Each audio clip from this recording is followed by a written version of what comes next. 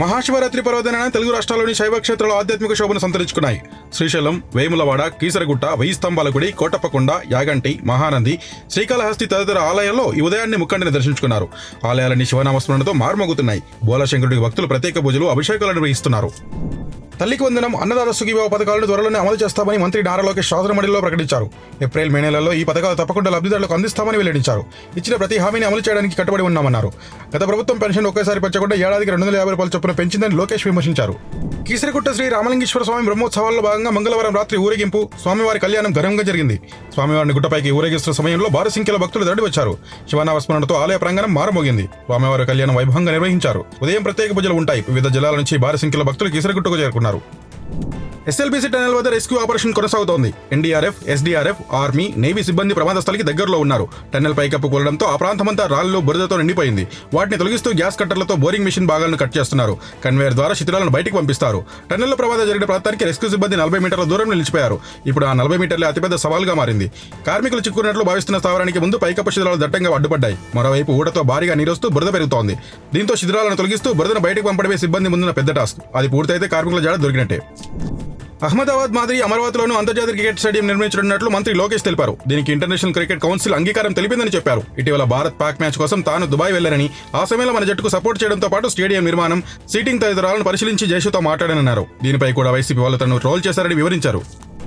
Lorry అదుపు తప్పి bike పై పడిన ఘటన రాజస్థాన్లో చోటు చేసుకుంది. వేగాన్ని నియంత్రించలేకపోయిన లారీ డ్రైవర్ అటు ఇటు తిప్పుతూ బ్రేక్ వేశాడు. దీంతో ఆ వాహనం ముందు వైపు ఇద్దరితో వెళ్తున్న బైక్ మీద పడిన వీడియో సోషల్ మీడియాలో వైరల్ అవుతుంది. ఈ ఘటనలో బైక్ మీద ఉన్న ఇద్దరు మృతి చెందారు. బైక్ కి రేర్ వ్యూ మిర్రర్స్ ఉంటే ప్రమాదాన్ని పసిగట్టి తప్పించుకునే అవకాశం ఉండేదని పలువురు కామెంట్ చేస్తున్నారు. 20 లక్షల ఉద్యోగాల కల్పన తమ ప్రభుత్వ లక్ష్యమని సీఎం చంద్రబాబు అసెంబ్లీలో వెల్లడించారు. 6.50 లక్షల కోట్ల పెట్టుబడులకు ఎంఓయూ పూర్తి చేశామని, వీటి ద్వారా 5 లక్షల ఉద్యోగ అవకాశాలు లభిస్తాయన్నారు. అటు నిరుద్యోగులకు నెలకు 3,000 వృత్తి త్వరలోనే అందిస్తామన్నారు. తాము అధికారంలోకి రాగానే 203 అన్న క్యాంటీన్ల ద్వారా పేదలకు అన్నం పెడుతున్నామన్నారు. రాష్ట్ర ప్రజలంతా గర్వపడేలా రాజధాని నిర్మిస్తామన్నారు. అసెంబ్లీలో గవర్నర్ కి గౌరవం ఇవ్వని పార్టీకి అడుగు పెట్టడానికి వీల్లేదని వైసీపీని ఉద్దేశించి పవన్ కళ్యాణ్ వ్యాఖ్యానించారు. ఏపీలో ప్రతిపక్షం అనేది లేదని, ప్రజలు అవకాశం ఇవ్వలేదని చెప్పారు. వాళ్ళు ప్రతిపక్షంగా ఉండేందుకు ముఖం చేటేసిన సందర్భంలో అధికార పక్షం, ప్రతిపక్షంగా తామే ఉంటామన్నారు. తమలో ఎన్ని ఇబ్బందులు వచ్చినా కలిసే ఉంటామని, 15 ఏళ్ల పాటు కలిసి అధికారంలో ఉంటామని పేర్కొన్నారు. శివరాత్రి పర్వదినాన వ్యవసాయ కూలీలకు ఇంద్రమ ఆత్మీయ భరోసా నిధులను రేవంత్ ప్రభుత్వం రిలీజ్ చేసింది. ఎన్నికల కూడా అమల్లో లేని ఉమ్మడి రంగారెడ్డి, మహబూబ్నగర్ జిల్లాలో మండలానికి ఒక గ్రామం ఎంపిక చేసి రైతుల ఖాతాల్లో 6,000 చొప్పున నగదు జమ చేసింది. రాష్ట్రంలో ఇప్పటివరకు 83,420 మందికి 50.65 కోట్లు చెల్లించింది. మొదటి విడతలో 18,180 మందికి డబ్బులు జమ చేయగా ఆ తర్వాత ఎన్నికలు కూడా వచ్చింది. మాజీ సీఎం వైసీపీ అధినేత వైఎస్ జగన్ పులివెందుల పర్యటన 2వ రోజు కొనసాగుతోంది. ఇవాళ అత్యాధునిక సౌకర్యాలతో ఏర్పాటు చేసిన రాజారెడ్డి ఐ సెంటర్ ను ప్రారంభించారు. ఈ సందర్భంగా జగన్ కంటి పరీక్షలు చేయించుకున్నారు. కంటి సమస్యలన్నిటికీ ఇక్కడే వైద్య సేవలు అందుతాయని చెప్పారు. ఈ ఆసుపత్రిలో పనిచేసి రూపాయి వైద్యుడిగా దివంగత సీఎం వైఎస్ పేరు తెచ్చుకున్నారని స్థానిక నేతలు తెలిపారు. 36 సార్లు ఢిల్లీకి పైన 3 రూపాయలు తీసుకురాలేదని సీఎం రేవంత్ పై కేటీఆర్ ఫైర్ అయ్యారు. ఎస్ఎల్బీసీ ప్రమాదంలో 8 మంది కార్మికులు చిక్కుకుంటే ఎన్నికల ప్రచారంలో మునితేలని దుయ్యబట్టారు. 96 గంటలు దాటిన ముందడుగు వేయడం లేదని ఆయన అన్నారు. కాళేశ్వరం పగుళ్లు, శ్రీశైల అగ్నిప్రమాదంపై కారుకూతలు కూసిన మేధావులు ఎస్ఎల్బీసీ విషయంలో మాత్రం నోరెత్తడం లేదని విమర్శించారు. బాధిత కుటుంబాలకు అండగా ఉండాలని కోరారు.